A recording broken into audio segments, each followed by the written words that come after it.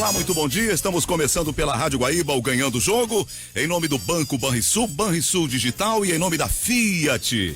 Vamos até a 1h da tarde discutindo as coisas do futebol, num dia que tem muitos assuntos, tem aspectos emocionantes no sentido positivo e emocionantes também no sentido negativo.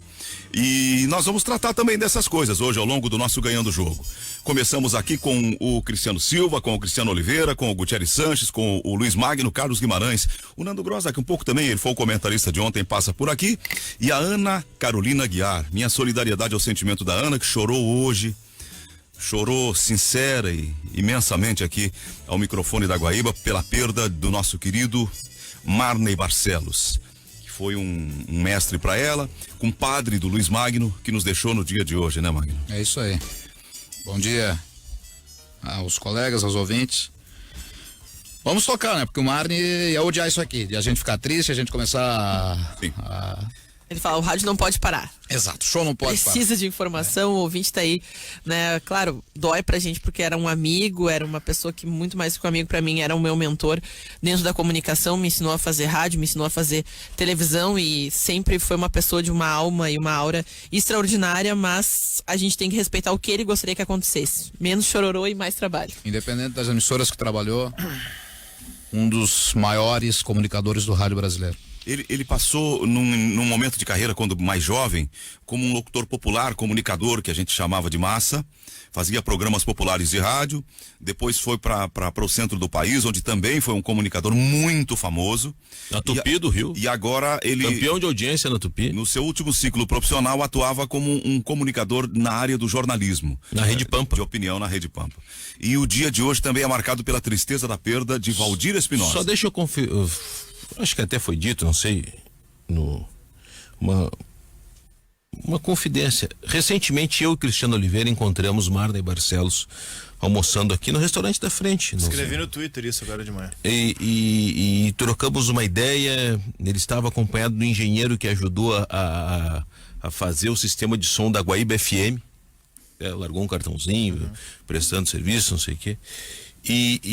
E o Marney Barcelos, ele foi recentemente convidado para vir trabalhar na Rádio Guaíba. Não sei se o Nando chegou a falar isso. Então, beleza. Um namoro com ele. Um namoro com o Marney Barcelos. Eu acompanho o Marney dessa retomada dele para Porto Alegre, para o Grupo Pampa. Eu achava um comunicador de mão cheia.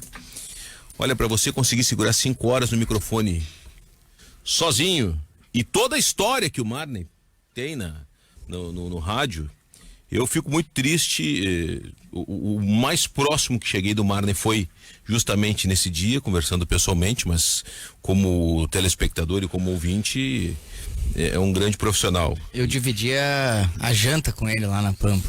Eu me lembro que eu jantava sempre com ele quando eu trabalhei por lá.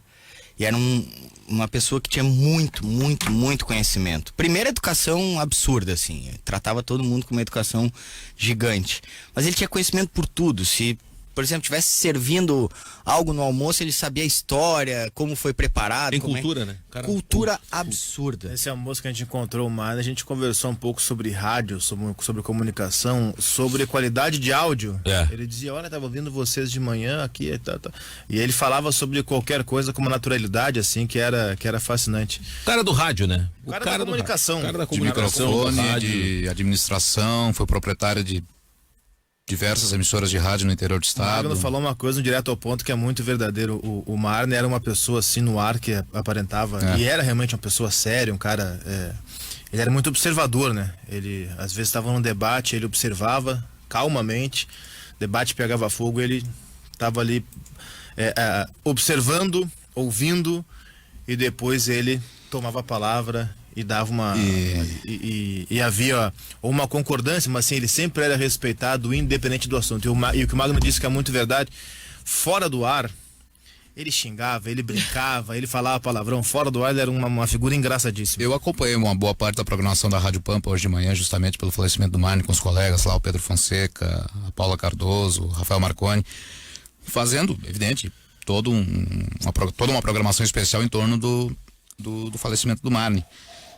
E dentre as diversas pessoas que foram entrevistadas, ex-colegas, eu começava a rir, porque a cada um que entrava no ar, eu lembrava do apelido que o Marney dava para determinada pessoa. E eu começava a rir. Esse era o Marney Barcelos. Não só o comunicador, que foi, repito, um dos maiores do país em rádio, mas o cara fora do ar, genial. Sempre foi. Eu não convivi com o Mário, tá? Não. Acho que eu nunca vi. Acho que eu nunca troquei um oi. Mas conheço a carreira, evidentemente. E eu tenho uma coisa a dizer. Ele se vai. E junto com ele um pouquinho dessa. Não vou chamar de raça, mas um pouquinho dessa turma que eu acho que está em extinção, que é a turma do homem de rádio. Eu acho que nessa mesa aqui, composta por 7 pessoas, tem 3 representantes dignos dessa vertente, na minha opinião, que são Cristiano Silva, Luiz Magno e José Aldo Pinheiro. Muito obrigado. Eu não me incluo nisso. Eu acho que o Oliveira, o Gutierrez e a Ana vão entender porque os 3 estão incluídos, né? Homens de rádio mesmo, caras que têm o rádio como primeiro um sonho. Sempre foi um objetivo, um sonho. É uma extensão do corpo, né? É uma Diferente extensão. da Se tu gente. pegar o Cristiano, o Zé Aldo e o Magno, o rádio é uma extensão. Se tu tirar o rádio, eles morrem, entendeu? Eu acho que eu conseguiria me virar, acho que os outros aqui também conseguiriam se virar.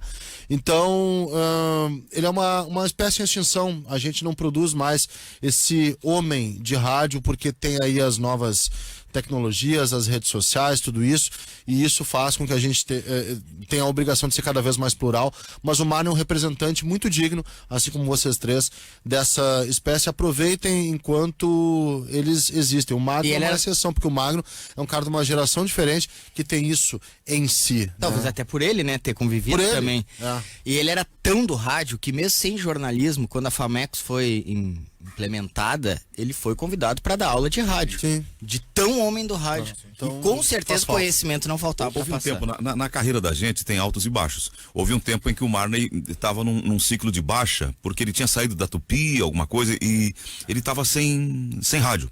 Em 96 ele O Lucindo Amaral... brigou com o diretor da Rádio Tupi no Rio e resolveu morar em Portugal. O Lucindo Amaral o contratou para que ele fizesse uma espécie assim de homem do horóscopo. E ele fazia com uma desenvoltura única. E aquilo dava audiência. Então ele lia os recados do dia a dia do horóscopo.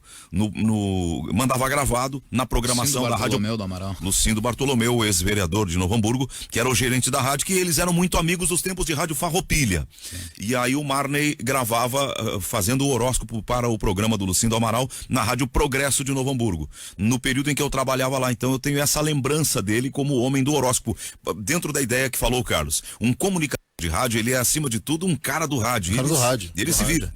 É isso. Ele se vira. Bom, o outro que nos deixou hoje também, tristemente, foi o Valdir Espinosa. Nós estamos fazendo essas manifestações iniciais, depois vamos entrar no jogo de ontem, que foi um jogo marcante, mas para a história do Grêmio também, para a história do futebol gaúcho, Valdir Espinosa tem um papel relevantíssimo. Permita, Zé, eu vou pedir licença aqui ao torcedor, em especial do Internacional, que nos deixe fazer essas homenagens ao Marney e ao Valdir Espinosa. Eu sei que o torcedor do Inter está sedento, fogoso, porque o Inter classificou para a fase de grupos. Teremos aí um fato histórico, um Grenal, 2 clássicos na Libertadores da América, mas eu peço a gentileza ao torcedor ou ouvinte guaibeiro que permita que a gente preste essas homenagens a 2 pessoas simbólicas, 2 pessoas importantes da história, da cultura, do rádio, o Marney e o Valdir Espinosa.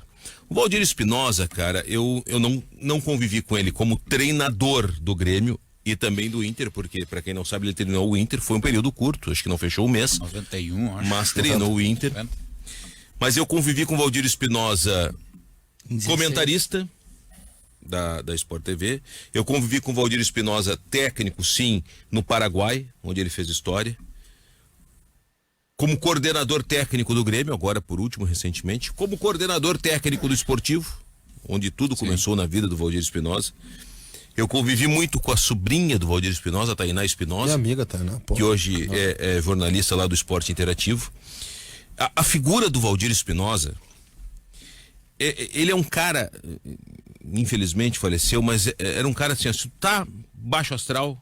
Verdade. 5 minutos com o Valdir Espinosa, o teu astral mudava. Exato. Um cara muito feliz, muito alegre, contente, Verdade. emotivo ao extremo. Olha, fazer o Espinosa chorar.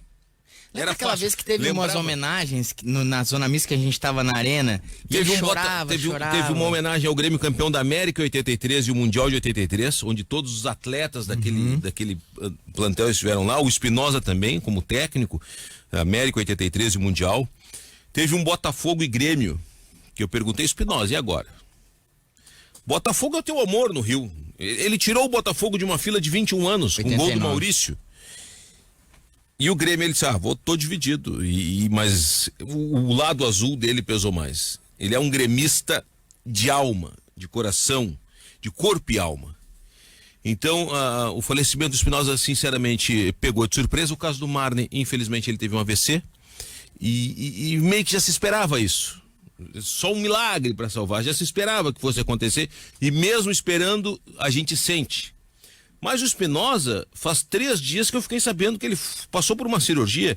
Ele estava como coordenador do Botafogo, o gerente de futebol do Botafogo, apresentou o Paulo Autório como técnico, chegou para os jogadores, vou me afastar agora por um período, vou ter que fazer uma cirurgia. Complicou, uma ele cirurgia voltou. no intestino Isso. e complicou. Ele Faleceu. voltou. Então, os meus profundos e sinceros sentimentos aos familiares do Espinosa, à nação tricolor. Rivelino é o menino dele. Rivelino é o filho dele. empresário. O filho dele se chama Rivelino em homenagem ao Rivelino, jogador. Mas os meus sentimentos são o mundo do futebol. O mundo do futebol, o mundo da bola, perde uma grande figura e, por que não, uma grande referência. Valdir Espinosa. E ele sempre foi bem humorado, né? Mesmo nos momentos que pra ele fosse triste e muito emotivo, como disse o Cristiano, eu nunca esqueço que ele tava na zona mista da arena e a gente pediu pra fazer uma foto. Acho que tinha outro jogador do Grêmio da época dos anos 80 e ele havia feito algum tratamento dentário, assim, deixar os dentes mais bonitos, enfim, mas algo que estava se adaptando ainda. E ele brincou, só não vou sorrir muito que meus dentes ainda estão novos, vocês podem se surpreender. Pô, isso é coisa de um cara que tá Meteu leve, porcelanato. entendeu? Não, o Espinosa sempre foi um Cara que cara leve. tá tranquilo, assim. Nós é um dos, nós é um dos grandes técnicos da história do Grêmio, campeão da Libertadores, campeão do mundo. Foi jogador do Grêmio. Numa época. Lateral direito. E outra, né? Numa Desbravou época- como técnico Oriente Médio também. Não, com certeza. Numa época em que o Grêmio até tinha um bom time, só que como o Inter tinha uma máquina, ganhava tudo, que era os anos 70. Ele vira técnico de futebol, começa a se destacar no esportivo, vem pro Grêmio, é campeão da América e do mundo. O que por si só já faz dele uma figura histórica dentro do Grêmio. O Espinosa fica, ou deixa a sua marca, que vai ser eterna, dentro do Grêmio. Aquela história clássica da preleção em La Paz contra o Blooming, onde a preleção dura 5 segundos e o Fábio Koff diz, ou esse maluco ganha o jogo ou eu demito ele. Que ele chegou na preleção e disse, olha cara, aqui é altitude, quero todo mundo perto, toca a bola, faz ira de bobinho e acabou. E a preleção foi isso. Fábio Koff não tinha nem sentado na cadeira e queria matar o Espinosa. O Grêmio ganha o jogo jogando dessa forma, o Espinosa fica respaldado para terminar o trabalho que acaba com o título da América e do mundo. Era um estrategista, ele é um cara que fazia muito bem a leitura das pessoas. Eu lembro de conversar, todos nós entrevistamos o Espinosa 500 vezes cada um, sobre o Mundial, e ele sempre dizia que quando chegou no Japão se surpreendeu com a arrogância do Hamburgo. E ele dizia, nós vamos ganhar deles pela arrogância deles. Ele sempre repetia isso e dava detalhes, claro. Sim. Não dava os bastidores completos, evidentemente, mas dava detalhes. O técnico chegou, o Espinosa era marcado por isso, ou isso marcou o Espinosa, na verdade. O técnico do Hamburgo não quis cumprimentar o Espinosa. Quando chegou, tinha uma cerimônia antes, patrocinadores e tal, e não queria cumprimentar o Valdir Espinosa. E ele ficava marcado por isso. E o Grêmio, no outro dia, ganha o Mundial. Eu conversava hoje de manhã com Darcy Filho, nosso colega, conversava sobre Marne, depois o assunto passou a ser o Espinosa. E o Darcy dizia que no treino do Grêmio, às vésperas de pegar o Hamburgo, o Espinosa queria fazer um coletivo e não tinha lateral esquerdo. E ele pegou o Darcy e disse, treina como lateral pra mim. E aí o Darcy, como lateral, treinou para compor o coletivo antes do jogo. O Espinosa é um cara de muitas histórias e, como vocês já bem destacaram, um cara sempre muito alegre, de bem com a vida. Sempre era legal conversar, ouvir o Espinosa sobre futebol. É Geraldo de Matos Filho, né? Geraldo Pereira Pereira de Matos Geraldo Filho. Pereira de Matos Filho. O famoso Lobão.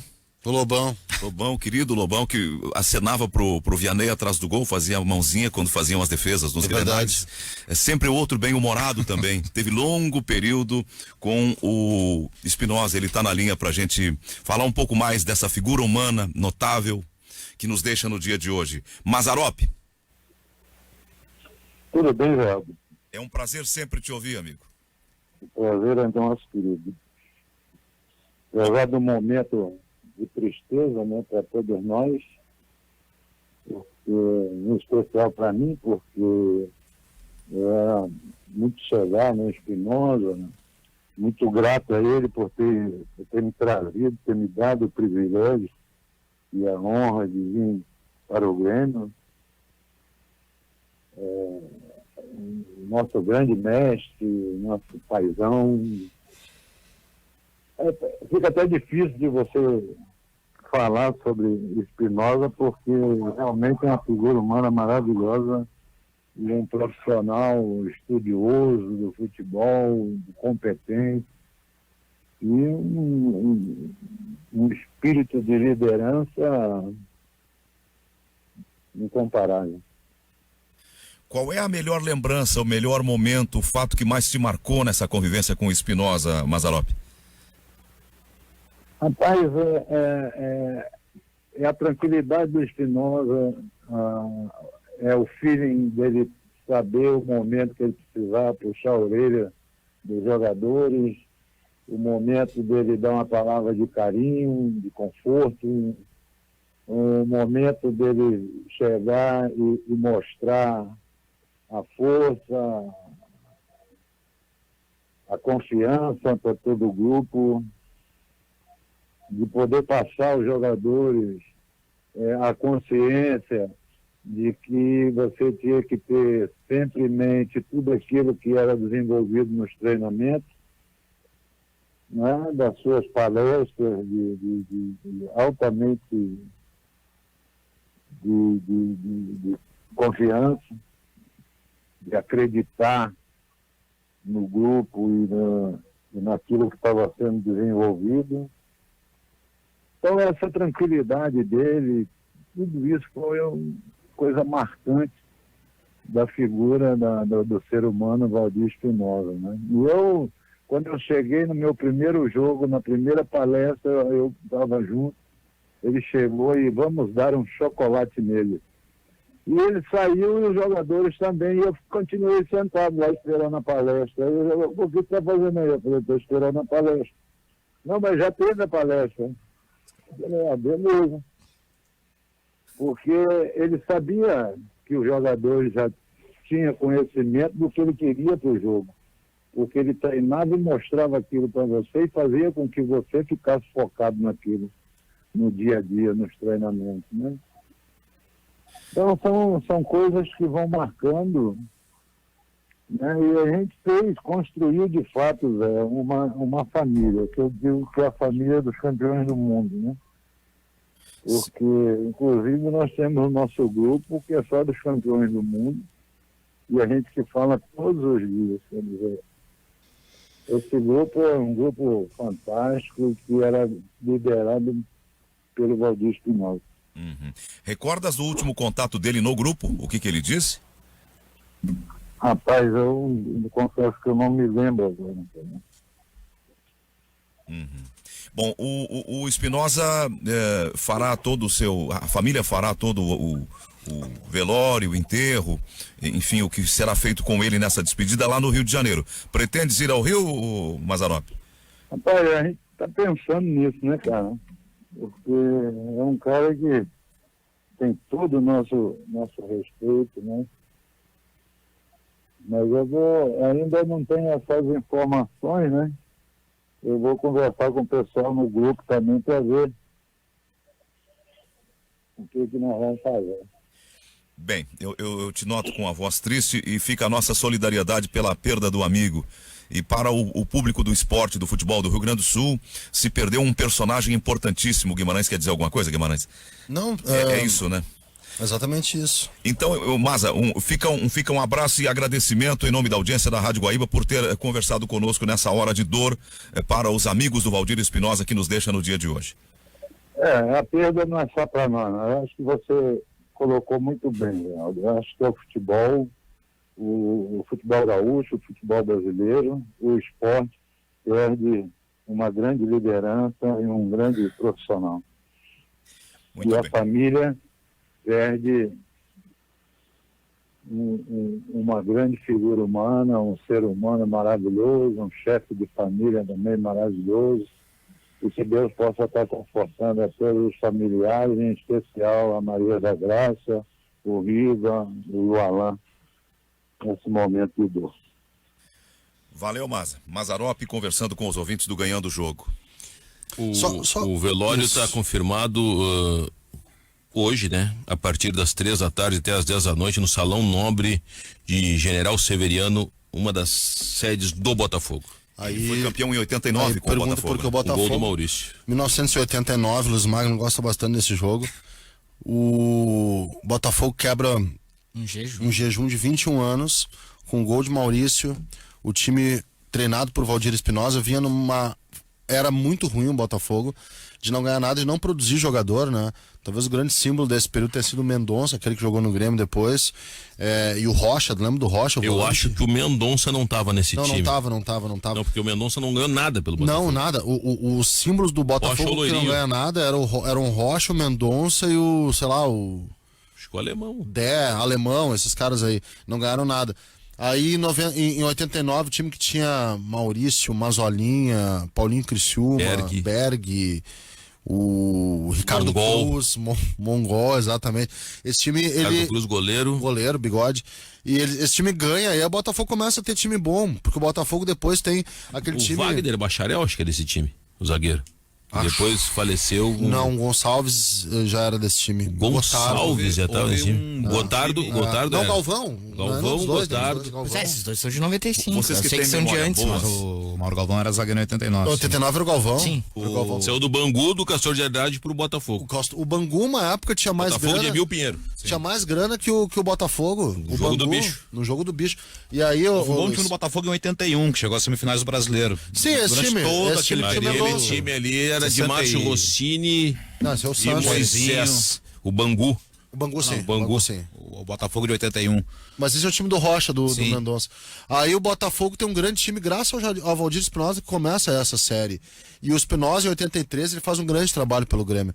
Não é um trabalho qualquer, é o trabalho dele pelo Grêmio. Muito se fala da parte motivacional, mas ele, por exemplo, é o cara que coloca o Renato a valer no time do Grêmio. O Renato não era um jogador super utilizado, se tinha a lenda, né, muito propagada, o bom era de ver os jogos do Grêmio lá, 80, 81, é que tu tinha que ver a preliminar para ver o estrago que o camisa 7 fazia. E era o Renato. O Espinosa traz o Renato para ele, coloca o Renato como titular, tem uma identificação direta pelo fato do Espinosa ter treinado esportivo, o Renato ser de Bento Gonçalves, tem uma empatia.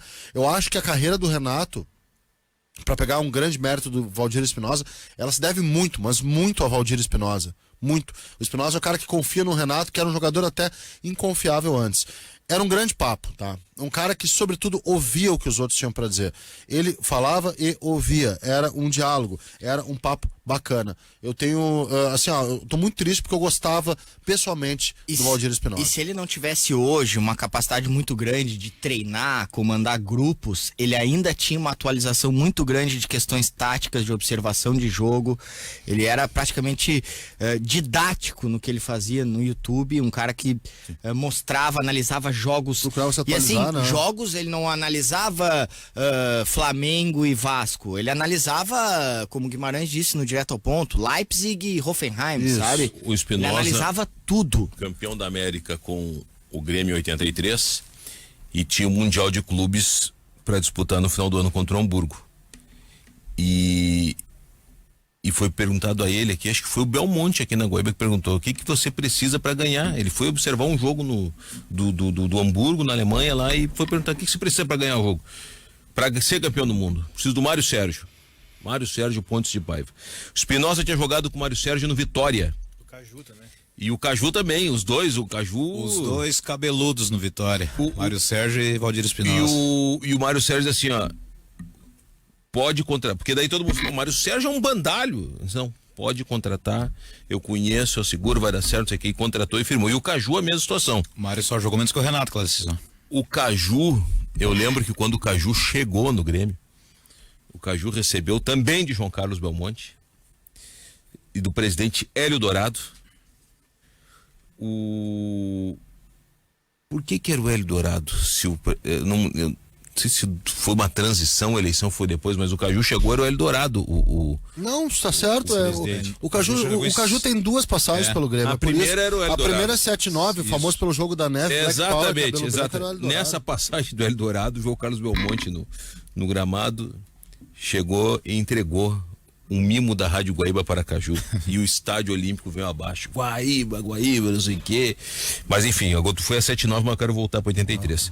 Quando contratou o Mário Sérgio, e ele bancou o Mário Sérgio, Valdir Espinosa bancou o Mário Sérgio, e como disse o Magno, só jogou menos que o Renato. O Vesgo ali, o Mário Sérgio Pontes Paiva, jogou muito. Teve Depois uma bola na lateral que foi lindo. Depois de 84, o Mário Sérgio retorna para o Inter, onde ele havia sido campeão brasileiro em 79. Ele quase teve na seleção, o Espinosa. Em 89 houve a crise da não convocação do centroavante Charles do Bahia. A pressão da imprensa era pela queda do Lazzaroni. Nós chegamos a entrevistá-lo aqui na Rádio Guaíba, porque ele estava naquele momento a um passo de, com a saída eventual do Lazzaroni, assumir a seleção brasileira. Sim. E o Lazzaroni recuperou, foi pro Rio, foi campeão. Isso é durante a Copa América 89. Na Copa América 89, o Brasil tem 2 tropeços, 0-0 contra 2 adversários. O Lazzaroni escala o time todo errado. E aí. Um detalhe só, o Charles havia sido campeão brasileiro com o Bahia diante do Inter. Deu crise isso aí até. Deu crise porque. O jogo que jogaram o ovo no Renato? Sim, a Fonte Nova. A sede da seleção era Salvador, e daí queriam o Charles, e o Lazzaroni convocou o Baltazar. O Baltazar que estava metendo gol no Atlético de Madrid, mas ninguém lembrava mais do Baltazar. E aí o Brasil teve que ir para Recife para poder encaminhar a sua... No Arruda, para poder encaminhar a sua vida. O Espinosa era o bola da vez, realmente. O Brasil jogou contra a seleção no Arruda no dia da morte do Sérgio Gil, aquele meia que estava vindo para o Internacional. Contratado junto ao Corinthians, Sérgio Gil, irmão do Tonho Gil, grande figura o Tonho. O Sérgio Gil foi contratado, está despontando no Corinthians, um talento, jovem talento, e ele decidiu vir de carro.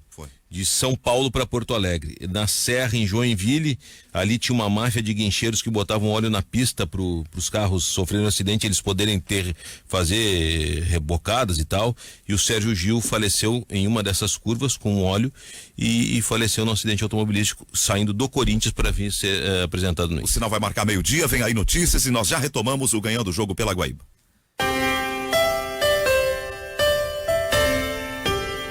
Espinosa gritando, o que tá gritando? Tem calma! Muito obrigado. Todo o pessoal que tá aí em Porto Alegre, meus filhos, meu pai é campeão do mundo. Meu pai, minha mãe,